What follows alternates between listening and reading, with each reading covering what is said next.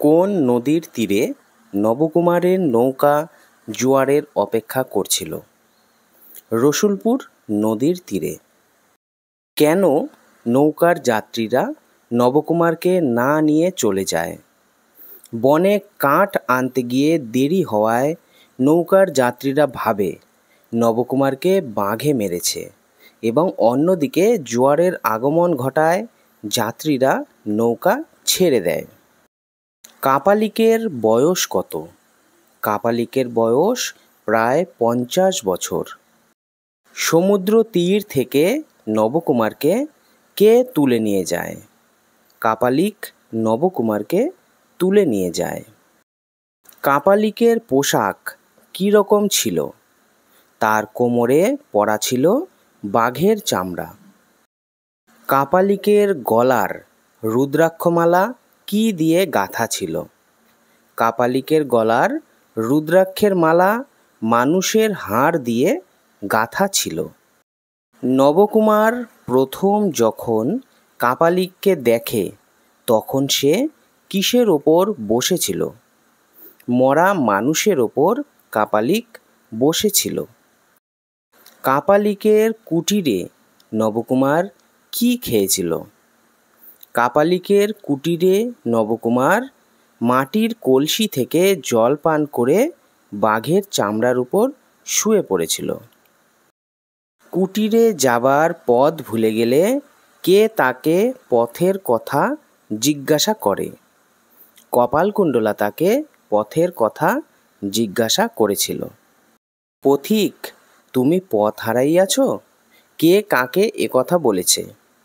উদ্ধৃতাংশটি বঙ্কিমচন্দ্রের কপালকুণ্ডলা থেকে নেওয়া। উক্তিটির বক্তা কপালকুণ্ডলা। নবকুমারকে সে একথা জিজ্ঞাসা করেছিল।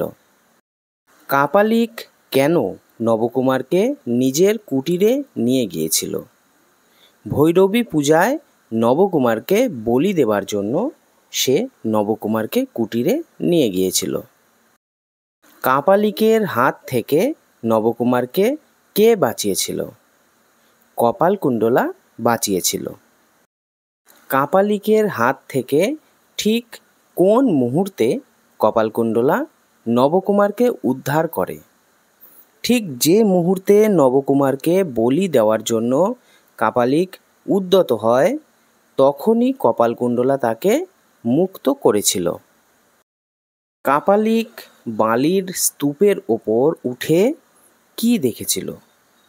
কপালকুণ্ডলা ও নবকুমার পালিয়ে যাচ্ছিল। কাপালিক তাদের খোঁজের জন্য বালির স্তূপের ওপর ওঠে, কিন্তু বালির স্তূপ ধসে কাপালিক মাটিতে পড়ে যায়। কপালকুণ্ডলা কার কাছে লালিত পালিত হয়েছিল?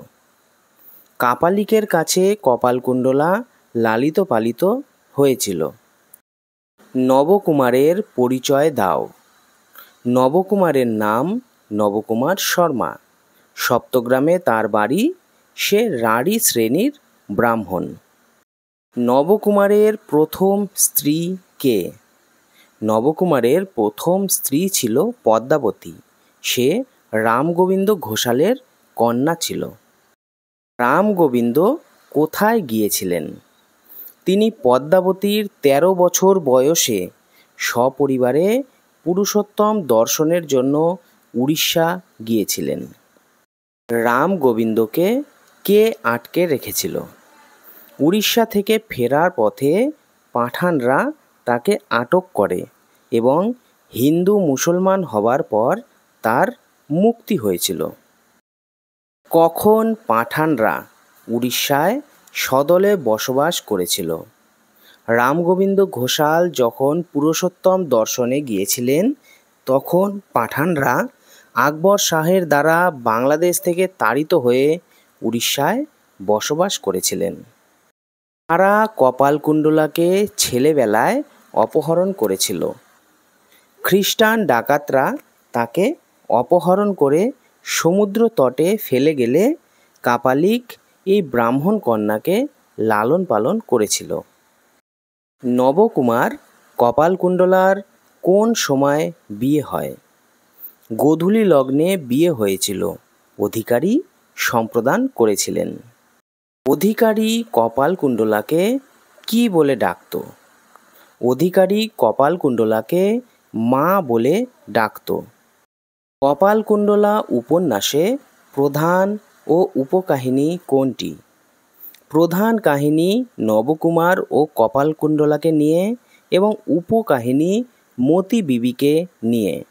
উপন্যাসে উপকাহিনী কোন ভাগে রয়েছে? উপন্যাসের তৃতীয় ভাগে মতি বিবির ঘটনা বা কাহিনী রয়েছে।